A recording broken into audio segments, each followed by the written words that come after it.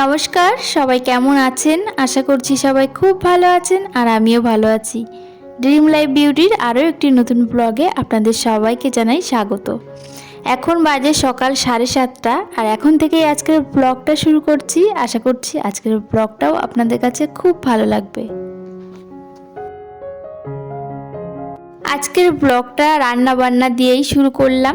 সকালবেলা চলে এসেছি রান্নাঘরে, সকালের ব্রেকফাস্ট তৈরি করব। তো আজকে হবে রুটি তরকারি। তো আটাটা তো আগেই মেখে রেখেছি আর এখন তরকারি বসিয়েছি। আজকে একটুখানি কাবলি ছোলা রান্না করব। তো আগের দিন রাত্রেবেলা ভিজিয়ে রেখেছিলাম, তো সেটা ভালো করে তারপরে প্রেসার কুকারে সিটি দিয়ে নিয়েছি আর এখন সেটাই রান্না করছি।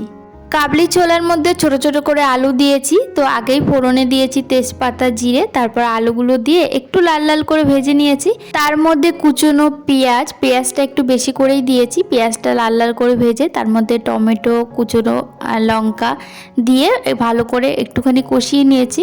আর তার মধ্যে এই যে ছোলাগুলো জল থেকে আলাদা করে রেখেছিলাম, তো ছোলাগুলো দিয়ে খুব ভালো করে একটু কষাবো। এর মধ্যে একটু জিরের গুঁড়ো, একটু লঙ্কার গুঁড়ো দেবো, আর বেশি কিছুই দেবো না। আর আদা রসুন দিলাম না, কারণ সকালবেলায় তো ওই আদা রসুন এখন বাটতে ইচ্ছে করছে না, তো আদা রসুন ছাড়াই রান্না করছি। তো এই যে সামান্য পরিমাণে লঙ্কার গুঁড়ো আর একটুখানি জিরের গুঁড়ো দিয়েছি, দিয়ে এর মধ্যে লবণ হলুদ দিয়ে খুব ভালো করে কষিয়ে তারপর জল দিয়ে দেবো।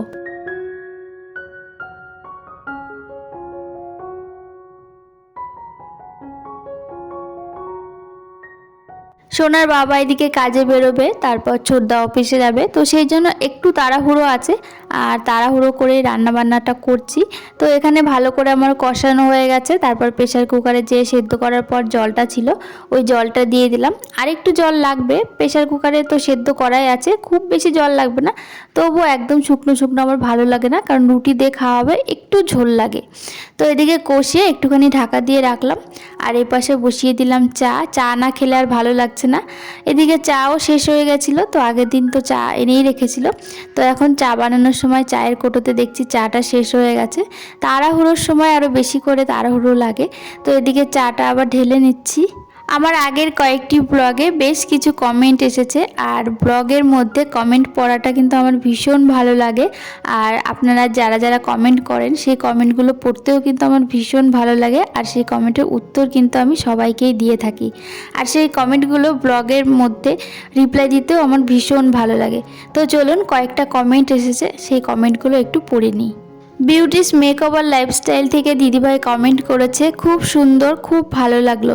তো থ্যাংক ইউ দিদিভাই, এভাবে আমার পাশে থেকো। আর দিদিভাইয়ের নামের সঙ্গে আমার নামের মিল রয়েছে, তো এটা দেখেও ভীষণ ভালো লাগলো। আর পম্পি রয় দিদিভাই লিখেছে, খুব সুন্দর হয়েছে, পাশে থেকো। অবশ্যই পাশে থাকবো আর আপনিও আমার পাশে থাকবেন।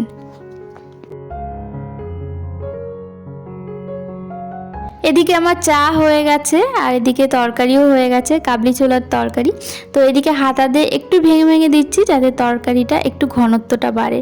তরকারিটা নামিয়ে একটু 5-7 মিনিট বসে চা খেয়ে আসলাম। এই শীতকালে সকালবেলাতে না, যতক্ষণ না চা খাওয়া হয় ততক্ষণ মনটা চা চা করে। তো একটুখানি বসে চা খেলে বেশ ভালো লাগে, মানে কাজে এনার্জি পাওয়া যায়। তো যাই হোক, এদিকে আবার রুটিগুলো বানিয়ে নিচ্ছি, ওদিকে আবার একটু তাড়াহুড়ো হচ্ছে, যে যার কাজে বেরোবে। তো সবাইকে গরম গরম রুটি বানিয়ে আগে আমি খেতে দিয়ে দিয়েছি, তারপরে যে বাদবাকি রুটিগুলো বানিয়ে নিচ্ছি।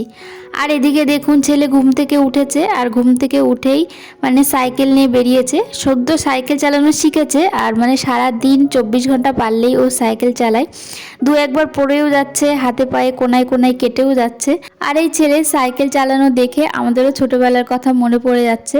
তখন বাবার সাইকেল ছিল আর বাবার সাইকেলেই কিন্তু আমরা সাইকেল চালানো শিখেছি, আমি, দাদা, সবাই। আমার কাকাতো বোন ভাইরাও ওরা বড় বড় সাইকেলে সব চালানো শিখেছে, তেমনি আমরাও শিখেছি। আর কত যে পড়েছি, কত যে হাত পা কেটেছে, তো সেই কথাই মনে পড়ে যাচ্ছে। আর ছেলেকে বলছি যে সাইকেল চালানো শিখতে গেলে একটু আধটু হাত পা কাটবেই।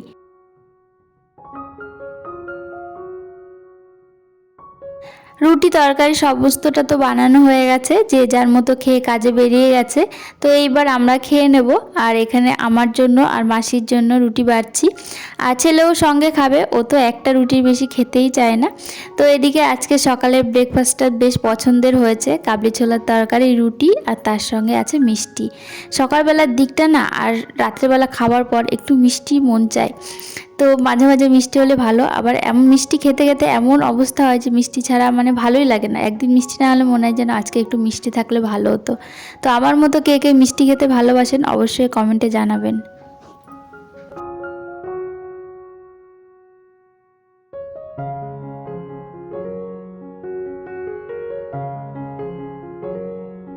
খাওয়া দাওয়া সেরে ঘরে এসেছি, ঘরের বিছানাটা গুছিয়ে নিচ্ছি। অর্ধেকটা বিছানা গোছানো হয়ে গেছে, আর এখন যেহেতু একটু শীত পড়েছে, রাত্রেবেলা একটু হালকা পাতলা কাঁথা না হলে চলে না। তো কম্বল এখনও বার করিনি, তবে বার করতে হবে মনে হচ্ছে 2-1 দিনের মধ্যে। তো যতদিন আর কি কম্বলটা ঘরে রাখা যায়, নাহলে কি বলুন তো, ওই কম্বল দিয়ে বিছানাটা এমন মানে জড়সড় হয়ে যায়, মানে বিছানা তুলতেই না আধা ঘন্টা লেগে যায়।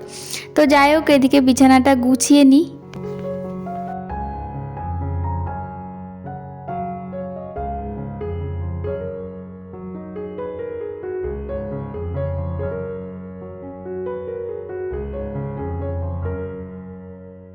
বাইরে বেশ সুন্দর রোদ উঠেছে, কিন্তু এখনও জানলাগুলো খুলিনি, জানলার পর্দাগুলো সরাইনি।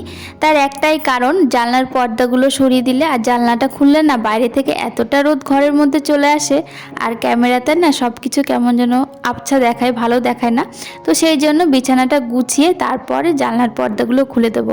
কিন্তু তার আগেই দেখুন কারেন্টটা ফট করে চলে গেল, আর একটু অন্ধকার দেখাচ্ছে। তো সেই জন্য জানলার পর্দাটা আগেই খুলে দিয়ে আসি।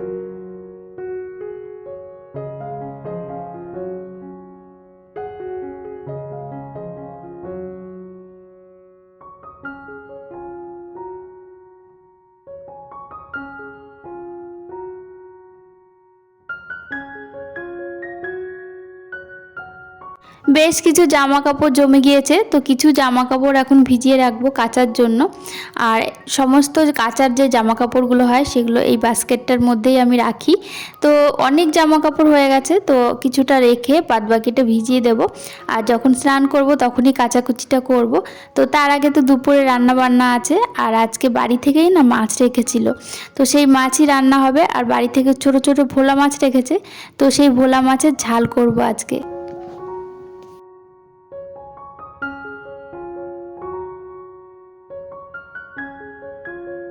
আজকে বাজারে যাওয়ার সময় পাইনি, তো সেই জন্য বাড়ি থেকেই ছোট ছোট ভোলা মাছ রেখেছিল। তো সেগুলো একদম কেটে বেছে ধুয়ে নেওয়া হয়েছে, ধুয়ে আমি ভালো করে ভেজেও নিয়েছি। আর যেহেতু একটু ছোট ভোলা মাছগুলো, তো ভাজতে অনেকটাই টাইম লেগেছে। আর আলু বেগুন দিয়ে ভোলা মাছ রান্না করা হয় ধনেপাতা দিয়ে, কিন্তু আজকের যে ভোলা মাছটা সেটা আলু বেগুন দিয়ে রান্না করলে না ভালো লাগবে না। তো সেই জন্য একটু সর্ষে দিয়ে রান্না করব। এদিকে মশলাটা ভালো করে আমি কষিয়ে নিয়েছি, পেঁয়াজ, তার মধ্যে আদা রসুন যা যা লাগে আর কি সমস্তটা দিয়ে খুব ভালো করে কষিয়ে নিয়ে এই যে অল্প পরিমাণে ঝোল দিয়েছি, মানে তরকারিটা একটু মাখা মাখা হবে। তো তারপর মাছগুলো দিয়ে দিলাম, আর এর মধ্যে দিয়ে দিচ্ছি সর্ষে বাটা দিয়ে তারপর লাস্টে ধনেপাতা দিয়ে আর একটু ঝোল শুকিয়ে তারপর নামিয়ে নিয়েছি। আর এর সঙ্গে রান্না করছি বাঁধাকপি, আর একটু উচ্ছে ছিল, উচ্ছেগুলো ভাজা করে নিয়েছি, সেটা আর ক্যামেরা রেকর্ড করিনি। আর এখনকার বাঁধাকপি না খেতে বেশ ভালো লাগে। আর যেহেতু শীতের বাঁধাকপি এখন না সেদ্ধ করতে হয় না, সেদ্ধ ছাড়াই বেশ ভালো লাগে।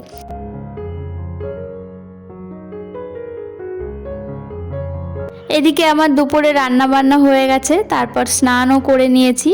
আর তার আগে জামা কাপড় তো অনেকগুলো ভিজিয়েছিলাম, সমস্ত জামা কাপড় কেচেও দিয়েছি। আর এখন পুজোটা করে নিচ্ছি, আর এরপর ছেলেকে দুপুরের খাইয়ে দেবো, তারপর তো আমাদের খাওয়া দাওয়া আছেই। তো চলুন আজকের ব্লগটা এখানেই শেষ করছি, আর বেশি বড় করলাম না। আজকের ব্লগটা আপনাদের কাছে কেমন লাগলো অবশ্যই কমেন্টের মাধ্যমে জানাবেন। যদি ভালো লাগে একটা লাইক করে দেবেন। আর আমার চ্যানেলে এখনও পর্যন্ত যারা নতুন, অবশ্যই আমার চ্যানেলটি সাবস্ক্রাইব করে আমার পাশে থাকবেন।